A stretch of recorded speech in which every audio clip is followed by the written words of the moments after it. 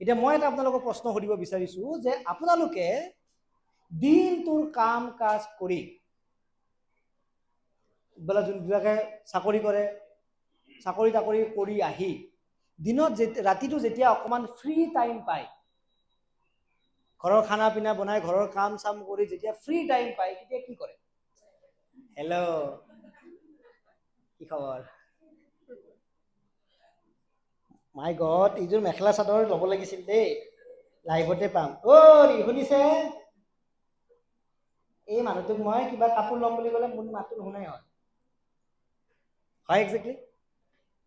আৰু এই গোটেই ঘটনাবোৰ আমাৰ সন্তানে দেখি থাকে।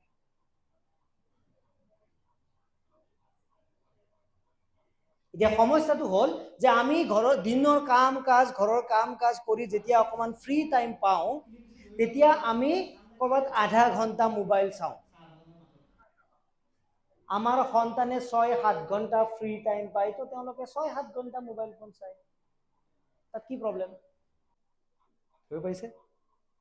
দিছ ইজ কল্ড মিৰৰিং ইফেক্ট। আমাৰ সন্তানে আমাক দেখি পেলাই শিকে যে আমাৰ সন্তানে সেইটো নকৰে যিটো আমি কৰিব কওঁ, আমাৰ সন্তানে সেইটো কৰে যিটো আমি কৰোঁ। শুনিছে পিছৰ পিনে? আমাৰ সন্তানে সেইটো কেতিয়াও নকৰে যিটো আমি কওঁ, আমাৰ সন্তানে সেইটো কৰে যিটো আমি কৰোঁ।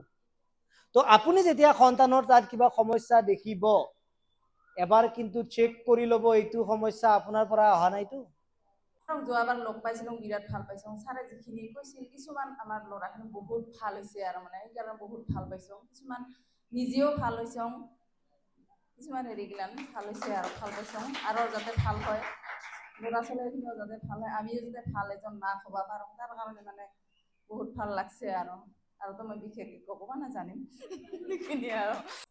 বহুত পেৰেণ্টছৰ ক্ষেত্ৰত দেখা যায়, স্পেচিয়েলি দেউতাকবিলাকৰ ক্ষেত্ৰত দেখা যায়, অফিচৰ পৰা যেতিয়া আহে ৰাম বাপৰে আজি দিনটোত ইমান কাম আছিল, একদম ভাগৰ লাগি গৈছে, বাপৰে আৰে জানে আমাৰ বছটো যে মাই গড ইমান মূৰটো খাই, মানে একদম যাব ইচ্ছা নোযোৱা হৈছে। পাই এই বস্তুটো? এই ঘটনাখিনি আপোনাৰ সন্তানে অবজাৰ্ভ কৰি থাকে। কি অবজাৰ্ভ কৰে? যে দেউতাৰ যিটো কৰণীয় কাম সেই কামটো কৰি দেউতাই ভাল নাপায়। তাৰমানে মোৰ যিটো কৰণীয় কাম সেইটো ময়ো বেয়া পাব পাৰোঁ। মাকবিলাকৰ ক্ষেত্ৰত হয়, যেতিয়া পাকঘৰৰ কাম কৰা যায়, ভালকে ভাতকেইটা খাই নল কিয়? তহঁতৰ কাৰণে কিমান কষ্ট জান? পাকঘৰত সোমাই সোমাই মোৰ গা ভিজি গৈছে গৰমত, আৰু ভাতকেইটা খাব নাটক সিহঁতৰ। মইতো জীৱনটো বৰবাদ হৈ গৈছে তহঁতৰ কাৰণে। তেওঁলোকে তেতিয়া ফিল কৰে যে মাৰ দায়িত্বখিনি কৰি ভাল নাপায়। গতিকে আমাৰ যিখিনি দায়িত্ব আমিও বেয়া পাব পাৰোঁ, আমাৰো লাইচেঞ্চ আছে। কাৰণ মা দেউতাই যিটো কাম কৰে according to the child psychology সেইটো কেতিয়াও ভুল হ'ব নোৱাৰে। তেওঁলোকে মা দেউতাই যিটো কয় সেইটো ভুল হ'ব পাৰে, কিন্তু মা দেউতাই যিটো কাম কৰে সেইটো কেতিয়াও ভুল হ'ব নোৱাৰে, কাৰণ সন্তানে শিকি নহয় দেখি পেলাই শিকাৰ কাৰণে তেওঁলোকৰ ব্ৰেইনটো ডেভেলপ হৈছে।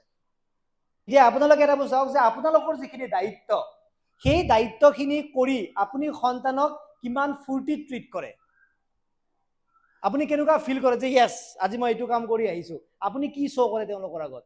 নে আপুনি কামখিনি কৰি উঠি আপুনি একদম ভাগৰি জুগৰি অৱস্থা নাই, অমুক নাই, কাৰেণ্ট নাই, কিবা নাই, লাইট নাই, গেছ নাই, অমুক নাই, আপুনি সেইবিলাক কথা কয়? যদি কয় আপোনাৰ সন্তানে কপি কৰি আছে, আপোনাৰ সন্তানে মিৰৰিং ইফেক্ট বেকত চলি আছে।